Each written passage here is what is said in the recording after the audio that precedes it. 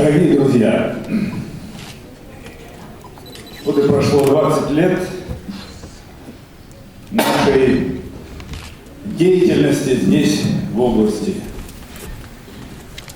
Наверное, 20 лет назад, когда мы только начинали, у нас были другие настроения, другие планы. Многие из нас считали, что мы очень быстро справимся с той напастью, которая произошла на рубеже 90-х годов прошлого века. Были те, кто считал, что это навсегда, но была группа людей, а у нас их в области были тысячи, которые посчитали, что они не могут смириться с тем, что произошло в нашей стране, и они будут бороться для того, чтобы восстановить страну и поставить ее на правильный социалистический путь развития. И вот мы с вами прошли эти 20 лет. Я сейчас зачитаю доклад, который мы готовили вместе с Бюро областного комитета партии. Конечно, за 30-40 минут нельзя описать все то, что мы сделали 20 лет, но постараюсь, чтобы основные вехи в нем были отмечены, поэтому настройтесь на серьезную волну. Будем говорить о том, что мы делали 20 лет.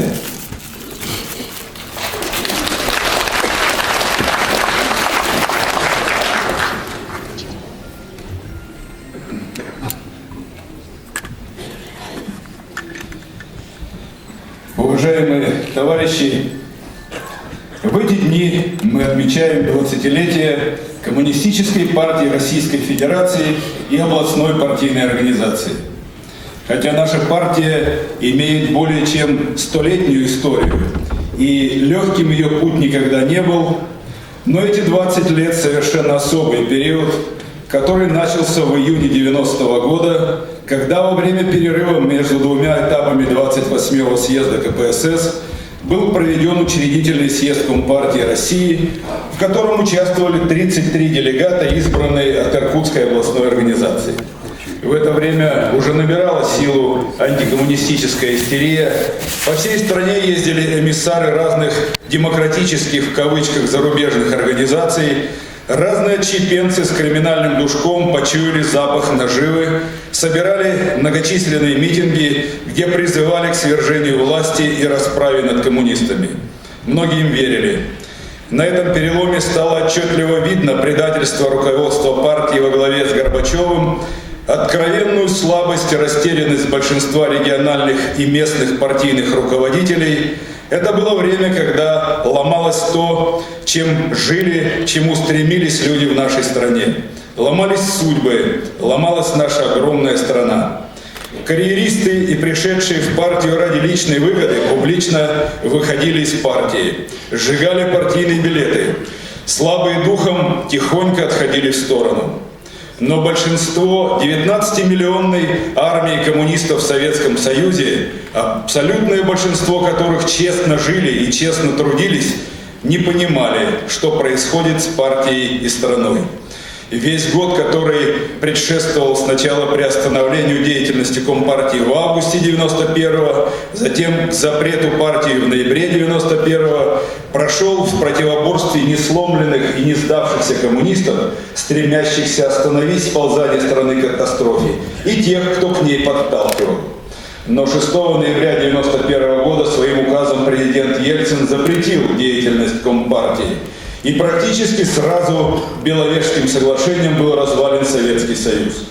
Многие коммунисты, жившие во всех городах и селах нашей страны и нашей области, прекрасно понимали, что эти указы незаконны. Наступит время...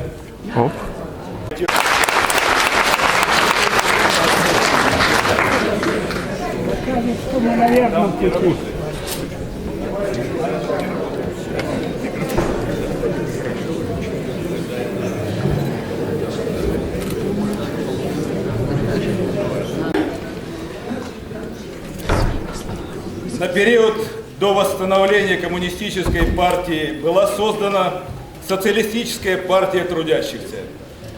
1 февраля 1992 года в Ангарске в ДК «Современник» была проведена областная конференция этой партии, где участвовали почти 700 человек из многих городов и районов области и Усть-Ордынского округа. В Иркутске стала активно действовать городская организация Российской коммунистической рабочей партии, которую возглавил Александр Васильевич Шаталов. Город Усолье-Сибирское стал центром областной организации Всесоюзной коммунистической партии большевиков, которую возглавил Александр Георгиевич Кузнецов.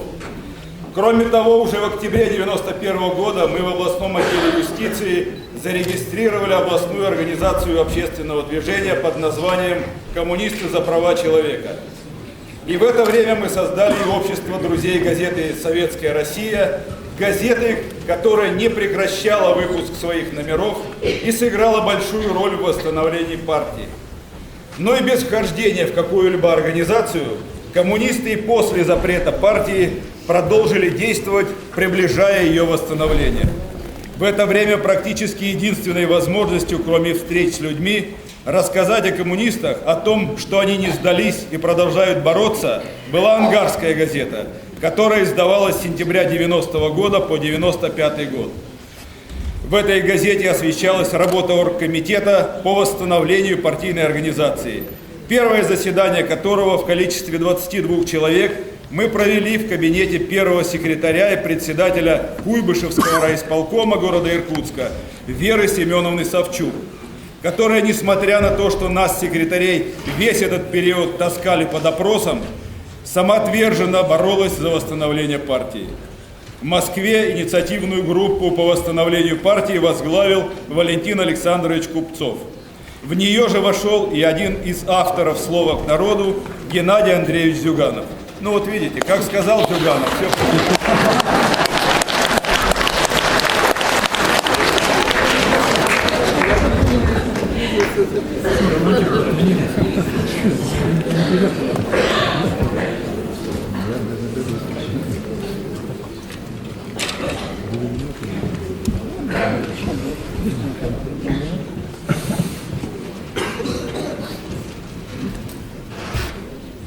Работает? А микрофон не работает. 1992 года была начата подготовка к Конституционному суду. Мы со Светланой Александровной Перфильевой, как участники этого Конституционного суда от Иркутской области, готовили для суда и собирали многочисленные факты незаконных действий власти против коммунистов и партийных организаций. В течение всего лета 1992 года шли заседания Конституционного суда.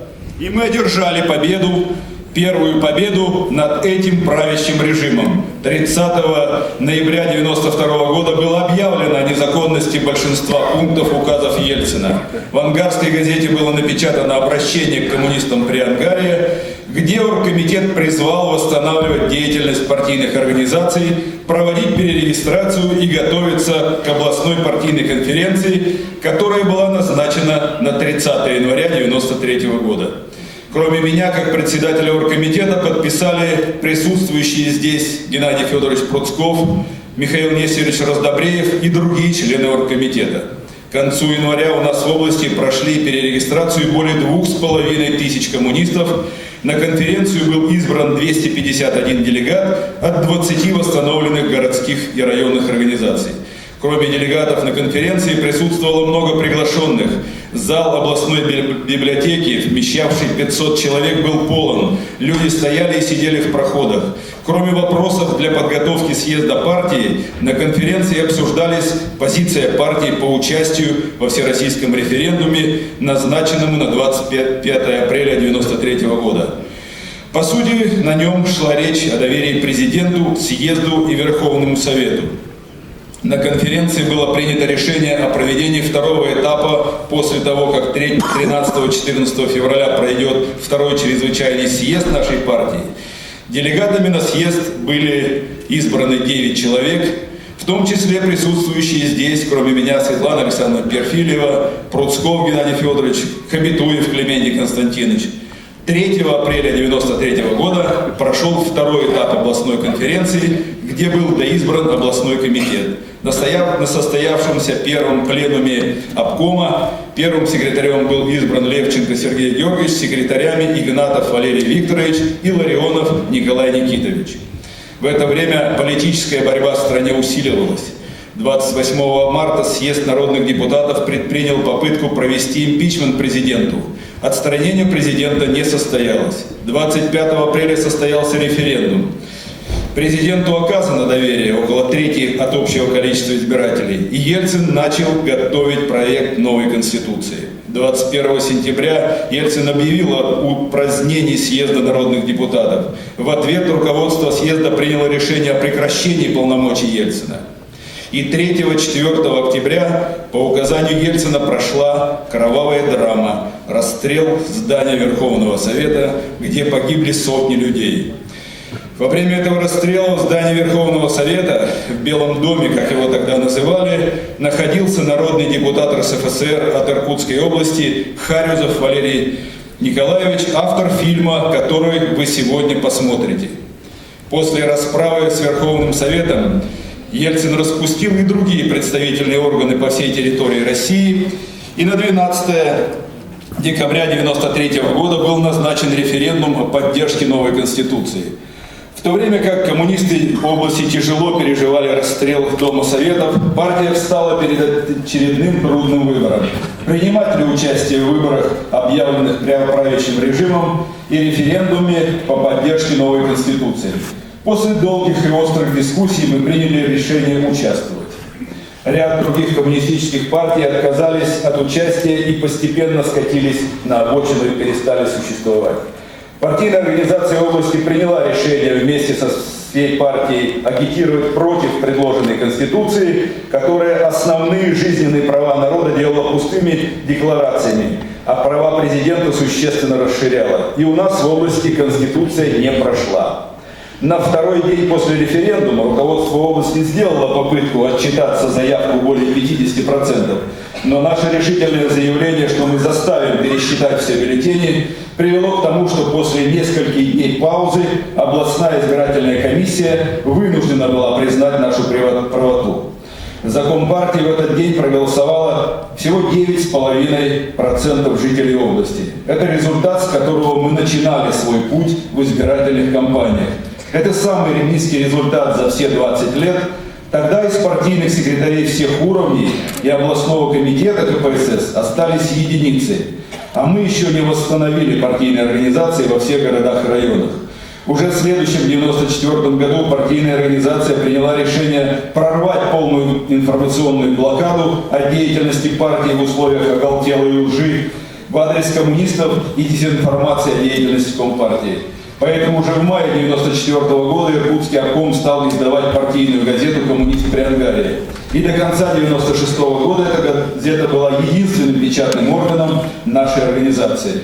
27 марта состоялись первые «демократические» в кавычках выборы в законодательное собрание области. После расстрела Дома Советов власть спешила везде провести выборы и сформировать органы власти. Депутатом первого созыва законодательного собрания, который проработал только 2 года, удалось стать только мне от Ангарска.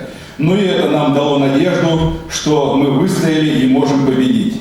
Теперь нам предстояло показать жителям области, что у нас есть своя альтернативная программа развития региона. Мы предложили недавно избранному губернатору области Ножикову провести совместную научно-практическую конференцию о проблемах и перспективах развития области. Надо сказать, что он не испугался и поручил от администрации области сделать содоклад своему первому заместителю Яковенко. На наше обращение откликнулся и председатель Сибирского отделения Академии наук Валентин Афанасьевич Коптюк. Конференция состоялась 28-29 ноября 1995 года в Большом зале администрации области, куда было приглашено около 300 руководителей крупнейших предприятий, городов и районов, депутатов законодательного собрания, ученых из научного центра и работников администрации. Стоит ли говорить, как радикально отличались наши доклады, но при выработке рекомендаций для развития области работники администрации мало что могли предложить В их итоговый документ и рекомендации по развитию в основном вошли наши предложения. В работе конференции тогда принимали активное участие молодые ученые. Сейчас это доктора экономических наук, ученый-секретарь Байкальского университета экономики и права, председатель Иркутского отделения российских ученых социалистической ориентации Сергей Витальевич Чупров, доктор экономических наук, член бюро обкома Компартии Никольский Алексей Феликсович, который уже в следующем 96-м году вместе с группой специалистов по экономической географии подготовил первый наш сборник «Итоги пятилетки антинародной власти», объективно показавший развал экономики области и его причины.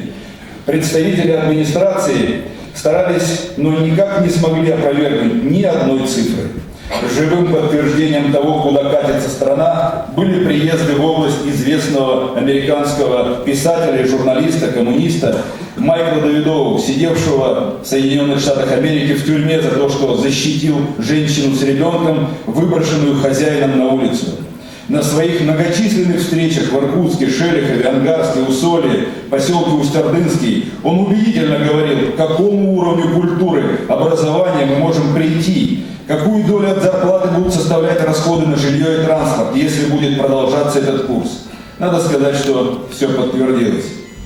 В 1995 году в декабре состоялись вторые выборы депутатов Государственной Думы, и мы сделали следующий прорыв.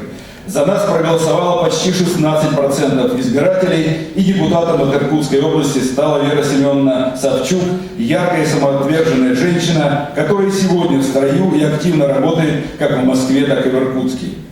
Самым главным политическим событием 1996 года были выборы президента России. За нашего лидера Геннадия Андреевича Зюганова проголосовало более 40% избирателей, и это был уже результат выше, чем в среднем по России.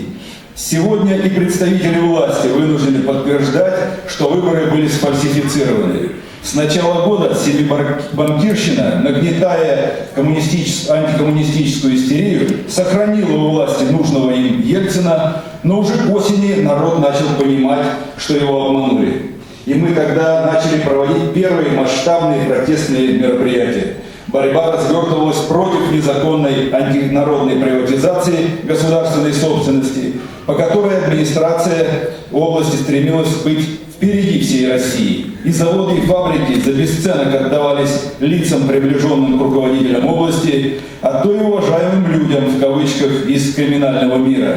Если до этого на улице городов под руководством областного комитета партии с экономическими, социальными и политическими требованиями выходили только коммунисты, то нынешние ветераны, возродившие наши партийные организации, помнят, как мы в октябре 1996 года собрали более 5000 человек и окружили здание областной администрации, которые охраняли крупные силы милиции, и в центр города были стянуты войска. Мы скандированием вызвали на крыльцо губернатора Ножикова и предъявили ему 10 требований. Со всеми он вынужден был согласиться и подписал необходимые распоряжения. Только после этого митинг был завершен.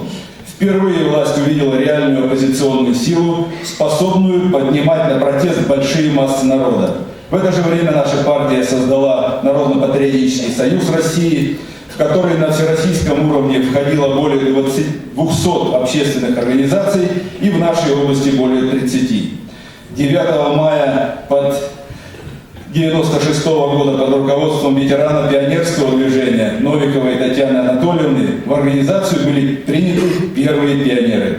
В основном это были дети иркутских коммунистов. Первой пионер-вожатой стала студентка художественного училища Прокопьева Полина.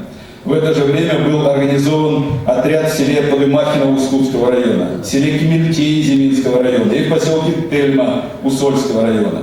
В этом же году мы впервые стали издавать массовым тиражом предвыборные специальные выпуски газет. Это была газета «Президент-2».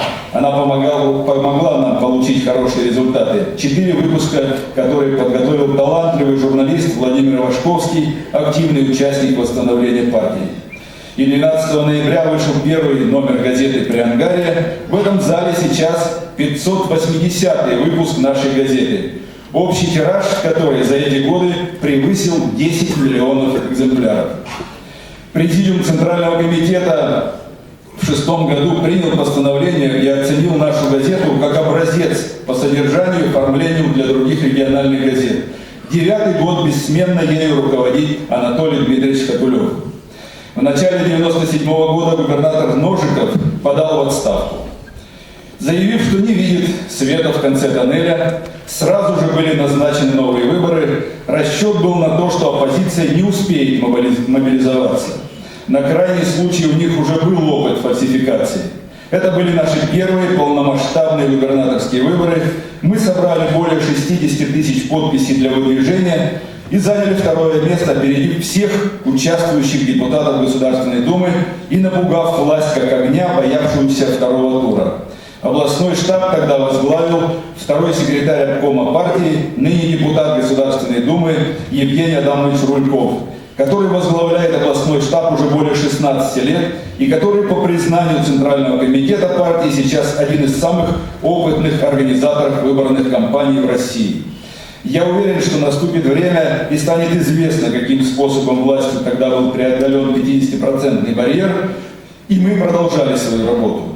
19 мая, день рождения пионерии, у памятника Владимиру Ильичу Ленину в Иркутске, где сегодня мы проводили возложение, на торжественной линейке в организацию было принято 19 детей. Эти ребята стали первым активом пионерского движения в Иркутске.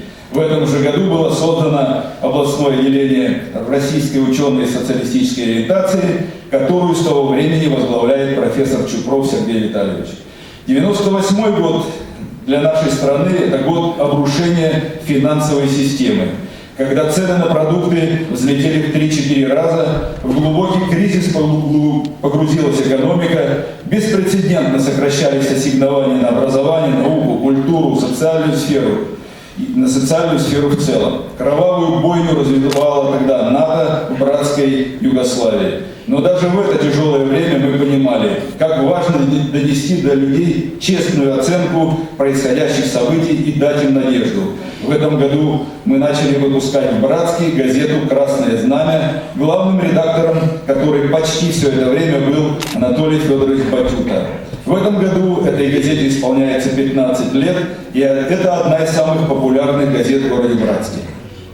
1999 год очередных выборов в Государственную Думу 3-го созыва мы смогли подтвердить свой результат и провели от партии своего депутата. В этом же году были созданы пионерские организации в поселке Устардынском, в Качевском районе. В этом же году ветеран нашей партии Виктор Григорьевич Новоселов, который здесь присутствует, организовал приезд в область бывшего первого секретаря Коммунистической партии Латвии Альфреда Петровича Руликса, человека огромного мужества, отсидевшего за свои коммунистические убеждения 6 лет в тюрьме.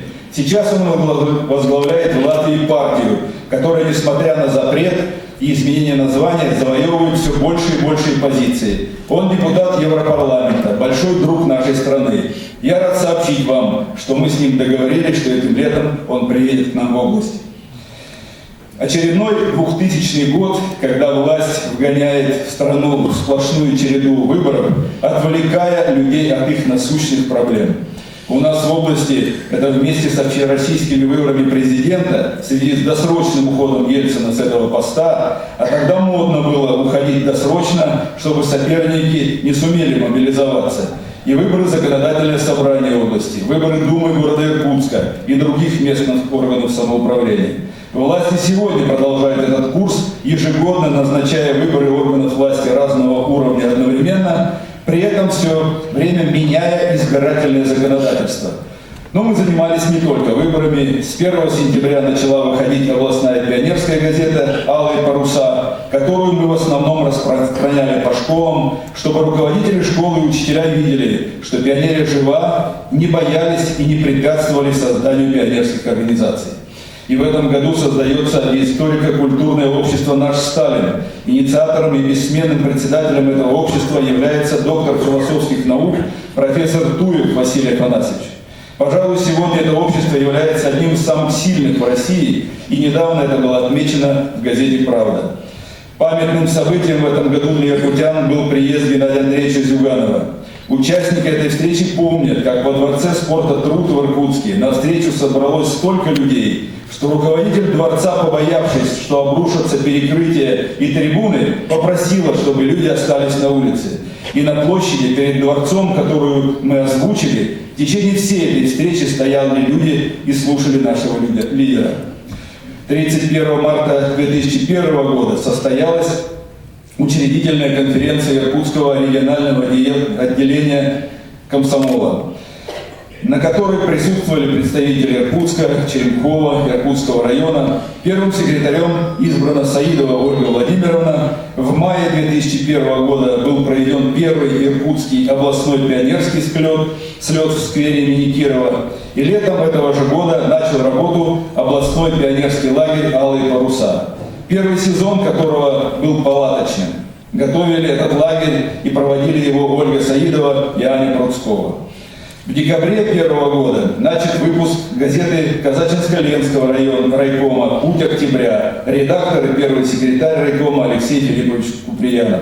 В этом же году состоялось еще одно знаковое событие, единственный пока в 21 веке в нашей области выборы губернатора. Участники тех событий прекрасно помнят, как во втором туре при подсчете голосов в 3 часа ночи мы опережали действующего губернатора на 4%, и в это время в здании администрации и в помещениях областной избирательной комиссии был выключен свет, как сегодня, чтобы удобнее было делать свои темные дела под покровом ночи. А утром объявили, что действующий губернатор опережает почти на 2%. Нынешняя власть поднаторела в фальсификациях, но и этому способу удержаться в креслах приходит конец. Почти весь 2002 год мы боролись в судах, вплоть до европейского, чтобы отменить результаты выборов губернатора. Мы представили в суды тысячи документов, свидетельствующих о многочисленных фальсификациях, но наша судебная система создана для защиты правящего режима. По этой причине у нас пока не все получается. В том же году мы уже на более высоком уровне провели 2 сезона в пионерском лагере, где впервые на базе лагеря был организован областной пионерский хор, основателем которого был Николай Алексеевич Киреев. Этот хор у нас теперь традиционно участвует во всех встречах поколений. В этом году мы впервые преодолели планку приемов в партию в 100 человек. При этом продолжая восстановление партии коммунистов с партийными билетами члена Коммунистической партии Советского Союза. 2003 год. На состоявшихся в этом году выборах депутатов Государственной Думы, несмотря на почти 16% результат, мы не направили своего представителя в высший законодательный орган страны. В этом году было создано областное отделение Всероссийского женского союза «Надежда России». Надежного союзника партии, бессменным его руководителем является Светлана Александровна Перфильева. В этом же году начала выходить газета «Иркутская правда», газета коммунистов города Иркутска, как издание Иркутского обкома. И в июле этого года мы зарегистрировали еще 2 областные газеты «Патриот» при Ангаре и «Трудовой» при Ангаре. С этого же года у нас стал регулярно работать Совет старейшин. Все эти годы, независимо от времени года, каждое 15 число, если выпадает на выходной, то на следующий день проходят его заседания. Абсолютно на всех заседаниях присутствуют секретари обкома. Сейчас Совет старейшин возглавляет Познянский Константин Михайлович, награжденный высшей наградой нашей партии «Партийная доблесть», который возглавлял лучший в области Октябрьский райком города Иркутска. В 2004 году областная партийная организация участвовала в 2 крупномасштабных кампаниях. Это выборы президента. Наш кандидат Николай Михайлович Харитонов набрал по области свыше 16,6% голосов избирателей, что выше, чем в среднем по России. На выборах же в законодательное собрание области мы впервые в новейшей истории добились избрания 4 депутатов, образовав группу, смогли внести десятки поправок в принимаемые собранием законы и отдельный закон о депутатском расследовании. 14 ноября состоялась 2-я областная комсомольская конференция, в работе которой уже приняли участие делегаты из 10 городов и районов области. Именно в этот год мы начали в Иркутске, в Черемхово проводить акции «Красные в городе». Особенно активно в жизни областной комсомольской организации участвуют студентки Иркутского педагогического института Екатерина Шеметова, в течение 9 лет старшая пионер-вожатая пионерских лагерей, и Елена Михайлова, сегодняшний председатель Совета областной пионерской организации имени Владимира Ильича Ленина. В этом же году началась история наших традиционных встреч поколений с ежегодным участием представителей землячества из Москвы. Затем эти встречи стали проходить и в других городах и районах области. В сентябре этого года мы соберемся на 10-й юбилейной встрече. В 2004 году у нас начал работать интернет-сайт Иркутского областного отделения КПРФ. В 2005 году в ходе Всероссийского народного референдума коммунисты и наши сторонники собрали 113 тысяч подписей. В этом же году был создан интернет-сайт Ангарской городской партийной организации, который открыл линейку городских сайтов, которых у нас уже 6. В этом же году мы издали 7-й сборник произведений под названием «Ужель тебя растлили Русь», сборника, который еще переиздавался дважды в 6-м и 7-м годах, нашего поэта-трибуна, коммуниста, стоявшего у истоков возрождения областной партийной организации, полковника, участника Великой Отечественной войны Бондаренко Анатолия Павловича. В этом же году была основана двухгодичная школа подготовки партийных кадров под руководством кандидата филологических наук, доцента, преподавателя Иркутского госуниверситета Нины Георгиевны Бакановой. Уже 9-й год школа успешно работает, среди ее выпускников секретари обкома, горкомов, райкомов, руководители контрольных ревизионных комиссий. В 2006 году мы заложили традицию проведения праздников партийной прессы. Впервые такой праздник состоялся 24-25 июня 2006 года в Иркутске на острове Юность. В этом же году мы впервые собрали Всероссийскую Байкальскую школу комсомольского актива, пока единственную такую школу в стране. Только в прошлом году слушателями в этой школе обучались руководители и комсомольские активисты из 18 регионов Российской Федерации. В этом же году мы впервые преодолели планку в 200 человек по приему в партию. На протяжении всех 20 лет наше областное отделение вело борьбу против закрытия промышленных предприятий, развала сельского хозяйства и снижения жизненного уровня населения. Все помнят поддержку, оказанную нами коллективу Бирюсинского гидролизного завода и палатки, размещенные перед домом правительства области. Мы вынудили губернатора подписать соглашение с участниками голодовки, выплатить задолженность по заработной плате и выходное пособие в связи с закрытием предприятий. В этом году в области и в Усть-Ордынском Бурятском округе проводился референдум по объединению двух субъектов федерации. Мы поддержали это объединение, прежде всего потому, что мы с округом никогда и не разъединялись. Это новая власть, кто разъединяет людей, кто вешает на себе ордена за объединение. Но мы предупреждали, что жители округа в первую очередь запомнили, что им пообещает Единая Россия. Сейчас наступило время предъявить счет по этим обещаниям.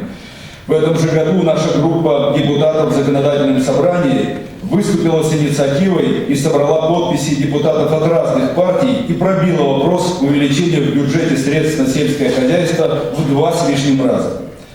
В 2007 году состоялись выборы депутатов Государственной Думы. Мы восстановили наше представительство в этом органе власти. В этом году же мы впервые начали издавать нашу страницу в газете «Правда» под редакцией Вячеслава Леонидовича Смирнова. В наш пионерский лагерь «Алые паруса» мы начали принимать пионеров и из других регионов Сибири. Были изданы сборники Анатолия Павловича Бондаренко «Русь не забудет годы огневые» и «Русская доля», а также изданы 3000-ми тиражами книги члена бюро обкома, доктора экономических наук Никольского Алексея Феликсовича «Братская Белоруссия. Правда и вымысел» и «Последствия реформ в Иркутской области». Книгу, которая подробно анализирует развал экономики и социальной сферы за 15 лет управления областью. В 2008 году состоялись выборы президента России, на которых за Геннадия Андреевича Зюганова у нас в области проголосовало 263 тысячи избирателей, или почти 22%. Этот результат уже был в числе первых 15 лучших регионов России. В этом же году состоялись выборы в законодательное собрание области. Впервые наша фракция стала насчитывать 5 депутатов. 25 мая была проведена первая региональная молодежная межвузовская научно-практическая конференция. Она была организована Иркутским обкомом совместно с РУСО. Число участников конференции всегда от 50 до 70 человек. Это студенты, аспиранты, преподаватели. По материалам этих конференций издано 7 сборников докладов. С августа 2008 года стала выходить газета «Уголек» Черемковского горкома под редакцией Алексея Дмитриевича Осколкова. В 2009 году депутаты нашей фракции в законодательном собрании боролись за то, чтобы в уставе области, который тогда принимался, не ущемлялись интересы избирателей, в том числе и населения Усть-Ордынского Бурятского округа. Но предложение наших депутатов отклонило послушное большинство и депутатов «Единой России» и других фракций и свело к минимуму представительство Усть-Ордынского округа в законодательном собрании. Очевидно, теперь они перед октябрьскими выборами будут убеждать избирателей округа, как они их любят. В этом же году обком комсомола организовывает и проводит первый творческий молодежный фестиваль «Голос Байкала», который стал проводиться ежегодно. С 30 сентября стала выходить газета Нижнеилимского райкома «Правда Илима», редактирует которую Николай Борисович Демидов. В этом же году мы выдвинули на выборах мэра Иркутска Кондрашова и победили с большим преимуществом. Это наш первый опыт побед такого уровня. Не сомневаюсь, что кроме большого разочарования он принес нам и немалую пользу. В 2010 году мы начали с важной для нас выборной кампании мэра Братска. Мы сосредоточили на ней все наши силы, собрали представителей других городов и районов области и снова победили с большим преимуществом. Но у власти пока еще есть возможность расправляться с неугодными главами и депутатами, пока их еще недостаточно много. И правоохранительные органы уже третий год не могут выйти в суд, при этом сами много раз нарушают законы. В этом же 2010 году у нас получились самые массовые протестные мероприятия за все годы. Ангарскому горкому первый секретарь Сергей Алексеевич Бринюк с помощью ближайших горкомов и райкомов удалось провести 7-тысячный митинг на центральной площади города против роста тарифов ЖКХ. И власть дрогнула. Управляющие компании стали возвращать людям долги. Это один из немногих случаев в стране. В этом году мы преодолели планку 300 человек по приему в партию.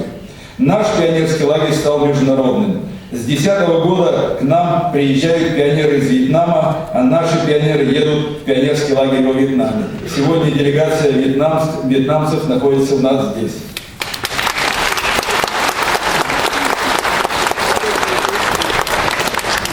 В 2011 году на выборах депутатов Госдумы мы набрали 27,8%, за нас проголосовало почти 250 тысяч избирателей. Впервые в нашей областной организации в Государственной Думе 2 депутата. Мы вошли в пятерку регионов с лучшими показателями.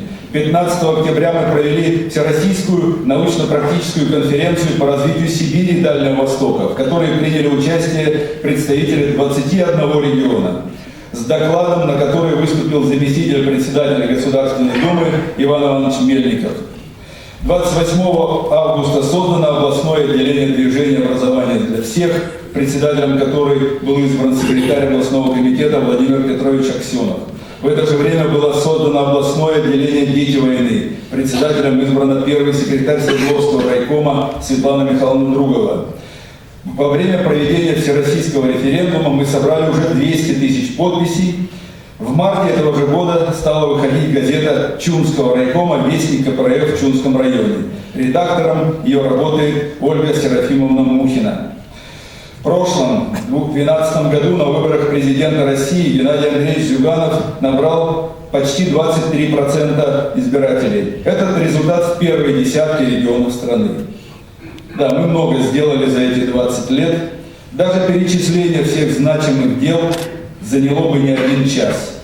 Все это мы сделали потому, что тысячи людей отдают свои силы, здоровье и даже жизнь ради нашей идеи, ради того, чтобы жилось лучше простым людям в нашей стране, ради того, чтобы лучше жилось нашим детям и внукам.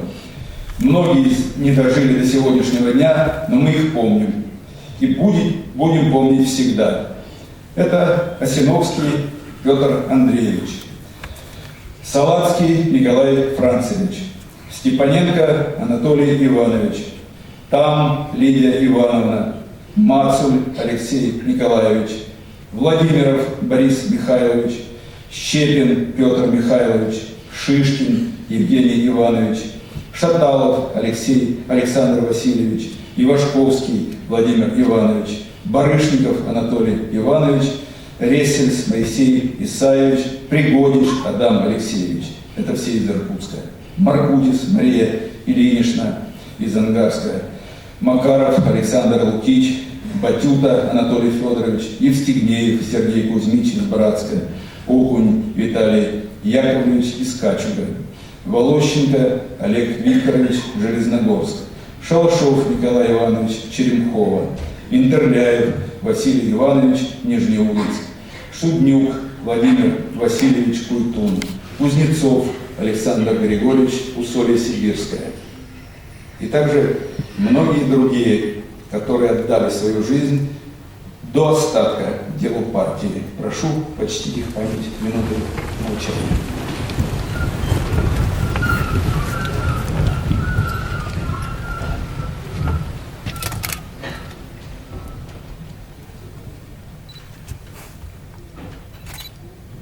Спасибо. Прошу садиться.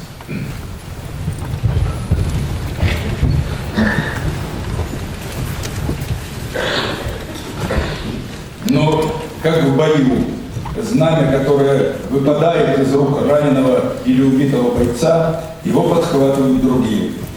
Сегодня знамя областной партийной организации в крепких руках.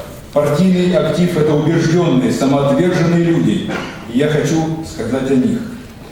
Илья Алексеевич Сумароков, бессменный член бюро обкома, генеральный директор лучшего в отрасли предприятия, которое кормит без преувеличения сотни тысяч людей в области.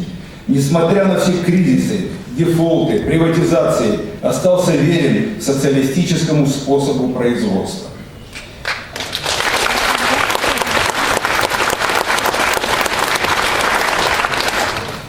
Владимир Александрович Примачок, человек огромной трудоспособности, работающий практически без выходных и с раннего утра до позднего вечера. Один из самых опытных в стране специалистов по организационной работе. Он готов всегда рассказать, научить, выслушать любого, кто к нему обращается. Владимир Петрович Аксенов, очень глубокий и высокообразованный человек, сам всегда четок и конкретен, и умеет организовать других. Под его руководством наша организация стала первой среди других регионов по подписке на газету «Правда». Информационно-пропагандистская работа наполнилась глубоким содержанием. Ольга Николаевна Насенко сравнительно недавно работает первым секретарем Иркутского горкома и членом бюро, но под ее руководством Иркутская городская организация действительно стала во многом примером для других, так как это и должно быть. Константин Петрович Романенко, талантливый режиссер, педагог от Бога, ребята, которые сегодня перед вами выступали, это его ученики. Это человек, очень тонко чувствующий людей и обладающий высокими моральными принципами и твердостью в их отстаивании. Он взял на себя организацию всех наших концертных, зрелищных, торжественных мероприятий и проводит их на высоком уровне. Андрей Викторович Купер, боевой помощник, умеющий делать все. Он очень по-доброму расположен к людям и искренне старается им помочь. На его плечах вся финансовая часть нашей организации и все ее материальные проблемы. Иван Иванович Титов, наш министр здравоохранения, как мы его зовем, это врач большой буквы. Сотни людей, которых он спас, спасает и лечит благодарны ему. Кадровая комиссия, которой он руководит, очень объективная и справедливая в своих решениях. Это еще не все члены бюро, но каждый из них заслуживает отдельных слов благодарности. Есть еще большой партийный актив, который вместе с нами участвовал в восстановлении и развитии областной партийной организации. Это Бурцев Юрий Владимирович, Ангарск, Игнатов Валерий Викторович, Раздобреев Михаил Нестерович, Пруцков Геннадий Федорович, Шадрина Раиса Степановна из Иркутска, Павлюченко Олимпиада Ефимовна, Нижнеудинск, Октябрьская Галина Ивановна, Залари, Антипин Вальдемар Федорович, Качев, Таранов Евгений Яковлевич, Устилимск, Иванов Иван Максимович, Хабитуев Клементий Константинович, Устярда, Мажотов Владимир Борисович Алай, Иванов Виктор Григорьевич из Саянска и многие-многие другие. Разрешите от всей души поблагодарить вас за самоотверженную работу. Я желаю всем нашим соратникам и сторонникам твердой надежды и уверенности в том, что мы победим, поднимем страну и выведем ее на социалистический путь развития. Желаю, чтобы каждому коммунисту и нашему стороннику хватило сил и здоровья, чтобы он каждый день ощущал поддержку своих родных и близких. Победа будет за нами!